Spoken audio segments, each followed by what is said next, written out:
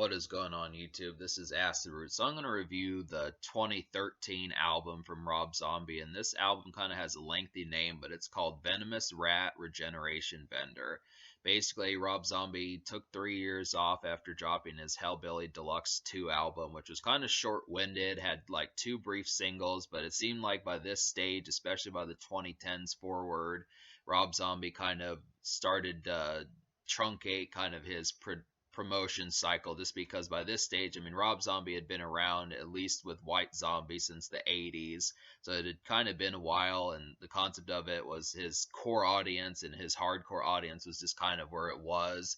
But I do have to say, this is a very highly inspired Rob Zombie. I really appreciated this project a lot more. It's way better than Hellbilly Deluxe 2, and probably one of his best albums since like Astro Creep 2000 or Hellbilly Deluxe 1 or The Sinister Urge. Although I do think I liked Educated Horses pretty well too. So this is just a high rave score kind of Rob Zombie album. It doesn't have much promotion, and it pretty much seems like it's strictly for just like his most exuberant and faithful of fans. But I do have to say that's not something that it should be taken as such as like a caution, because messing with this project is definitely endearing, and it definitely is rewarding to kind of fuck around with it. And I just would have to say that despite the fact that Rob Zombie is kind of, he doesn't really roll off the tongue as much. You can tell by the album title, but his song titles are kind of off the wall. There's just some real kind of gobbledygook ones on here that kind of have that essence.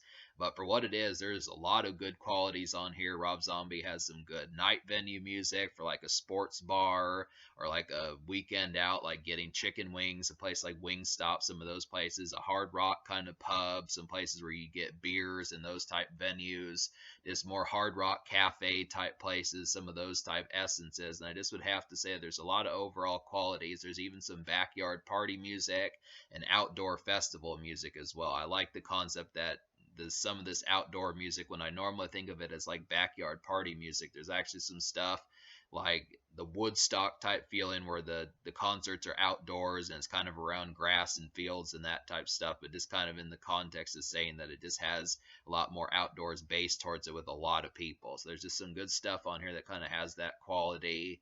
And the first single, go ahead and talk about the singles. There were two brief singles on this project, and the first single was Dead City Radio and the New Gods of Supertown, which is just shortened to Dead City Radio. And this is one that I definitely feel like would work at like a night venue and kind of like a hard rock cafe and sports bar kind of venue. I mean, it gets kind of extreme, and Rob Zombie is as crazy as he's ever been, so he has that real manic energy. But I think within the qualities of depending upon the night pub and the sports bar and Wingstop type places that you go, this would be a pretty nice one. It's at least the most approachable of the album, the songs on the album that would be for like a night venue sense for Rob Zombie. It definitely, it's crafted as a single and it works as like a late rig kind of Rob Zombie song.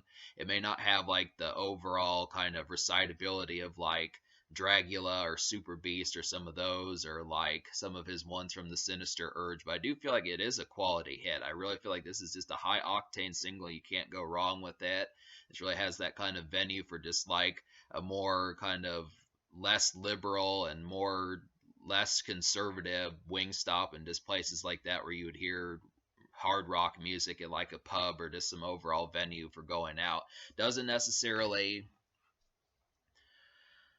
I would say it doesn't necessarily have to be a dance club or a night venue or something like that, or some sort of concert shindig. It could just basically just be a place where you're just getting like a meal or something, just dinner or something like that.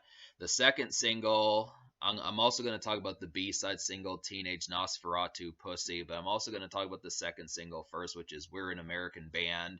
And this is one that I really feel like, I don't know who Grand Funk Railroad is, but I kind of feel like the concept behind this is definitely kind of outdoor festival, definitely summer, heat of summer outdoor kind of music. This has some real kind of crazy energy about it, nice riffs on the verses, and yeah, We're an American Band just feels like an outdoor kind of song. It could just be one just sipping a few beers, just that kind of stuff. Just kind of, I mean, it's actually a rather tame kind of Rob Zombie song considering some of the rest of the album, but I do kind of feel like, I mean, tame saying for Rob Zombie does not mean it's tame at all. It just means it's this kind of ferocious energy, but it's just kind of in a more kind of punctual sense, as far as just being out and about and just kind of being at like an outdoor festival, some Woodstock type thing, something like that, just around possibly tents and picnic blankets and some of those type things. It just really works in that sort of sense. It's just kind of an overall good energy kind of song that I like the concept of quite a bit. It's a new valve for me for Rob Zombie as far as getting these kind of more festival type things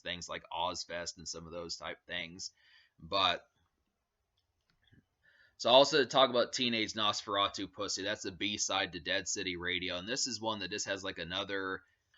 I would say Teenage Nosferatu Pussy is one for like a night venue, kind of definitely one in like a music venue kind of sense. It's a little bit where the energy's getting more cranked up and it's like weekend nights. It's kind of more festive, having a good time. Not quite as much Wingstop and sports bar kind of oriented, but definitely one for like a more crunchy music oriented type venue. But it does work as like real ravenous kind of riffs on here. This is Rob Zombie really nailed some riffs on this album. This is really riff heavy, and this is the kind of stuff that Hellbilly Deluxe 2 should have been. So he came back with a vengeance on this project. This is definitely an exuberant project, and I'm gonna go ahead and recommend the 10 songs out of 12 I recommend, which it just would be easier to not recommend the 2 songs I don't. So that would just be Revelation, Revolution, and Ging Gang Gong Do, whatever that song is, D Do Gong De La Raga, Laga Raga.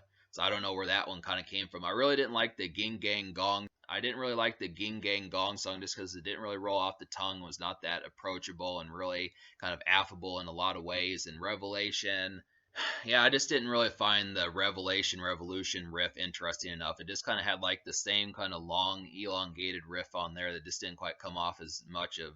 It was just kind of more of like a light hard rock lick that didn't quite was not as captivating. But I would have to say that this album is bolsterous. I really like quite a bit of projects or quite a bit of songs on this project. Like I really felt like Rock and Roll in a Black Hole is a really surprising one. This is kind of rave heavy Rob Zombie. This has a real kind of piddling but not weak but just kind of piddling kind of beat in there that kind of makes it sound like rave heavy, like back in his White Zombie days, that sort of stuff. Like kind of had like a piddling riff, very similar to like his electronic and rave type days with like songs like More Human Than Humans. It's very similar to that kind of vibe on there. I feel like Behold the Pretty Filthy Creatures is just a nice high octane one that really gets the energy kind of going. This is a pretty manic and overall probably the quickest riff pace on the whole album. I would say this is just a really carnivorous one, definitely one that could be played at like a metal rave, a place where you'd hear rave music, but it'd be more metal induced. And I feel like White Trash Freaks is some more kind of metal rave type songs that really work extremely well would be White Trash Freaks and The Girl Who Loved the Monsters. White Trash Freaks is the more riff heavy one. This is the more electronic and more pulsating kind of one. But I feel like The Girl Who Loved the Monsters is kind of more of like a kind of mid jab, kind of softer but still pretty damaging rave type song. So it's just interesting to get Rob Zombie back on some of his White Zombie days and that sort of concept. I feel like, there's the heavy metal ones. I really like the theme for the Rat Vendor. This kind of has like some Middle Eastern type feels towards it. It's something that really is kind of something ripped out of the Middle East. This really has like those kind of, I forget the name of that, but just like sitars and that type stuff in there. It's just kind of that interesting vibe towards it. Definitely a real trippy and psychedelic one to just kind of have for like background music. Songs like Teenage Nosferatu Pussy and White Trash Freaks and Lucifer Rising and Trade In Your Guns for a Coffin are like the more metal ones. These are the more high octane kind of ones. Songs like Lucifer Rising and Trade In Your Guns for a Coffin are vintage classic Rob Zombie, just in like a more hard rock and metal kind of sense. They just have a lot of uproarious kind of energy. So songs like Teenage Nosferatu Pussy, Lucifer Rising, and Trade In Your Guns for a Coffin are like the metal Rob Zombie. This has some great riffs and just overall carnivorous music. There are some rave songs on here, and there's just a lot of overall good stuff. I mean, there's festival type songs, lots of dance club night venue type stuff. I just feel like it's just good to get Rob Zombie. I'm glad that he didn't rescind and then just decide to only make music for like music his age, like hard rock cafe type places, just like only hard rock bars and motorcycle clubs and that type music. Like he could have just made it like Like I want to say like one, I forget the name of the song from the White Zombie album from 1992, but he could have just made like a bunch of hard rock, strictly hard rock only type songs, but he really kind of made this a contemporary metal kind of album, despite the fact that it seems like Rob Zombie was kind of removed from his contemporary breakout with songs like Dragula and Super Beast and Living Dead Girl and some of those. I do feel like this is actually a rather kind of festive and more radio ready Rob Zombie. There's just a lot of moments on here for stepping out and just an overall jolt of energy that's unlike a lot that he's done this late in his career. And it makes me wonder about some of his later albums. But he was just very inspired this time, I would have to say.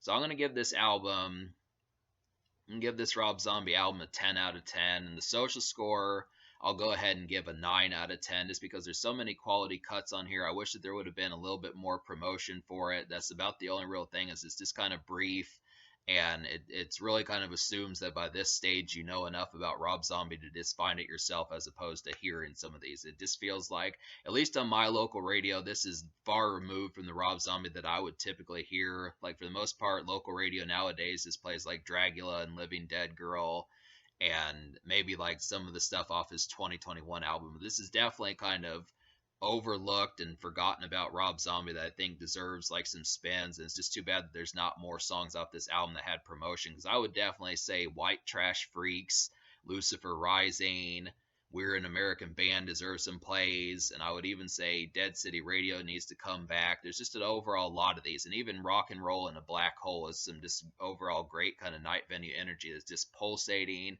head pounding kind of night out kind of music that just has an overall crazy and loco kind of night, and it's just kind of the thing. So, but Nine Social, in terms of the future, Rob Zombie dropped an album in 2021. He's kind of spacing them out now just because he has been here for over 3 decades. So it's just kind of the concept about it. I just would have to say this is a nice jolt of energy, and I was not expecting to give this album a 10. I really was thinking, is because it just doesn't roll off the tongue, I was thinking that this was going to be like a 5 or a 6 out of 10 Rob Zombie, but this is quite an esteemed and inspired classic from Rob Zombie, so that's pretty damn solid. Definitely kicks ass.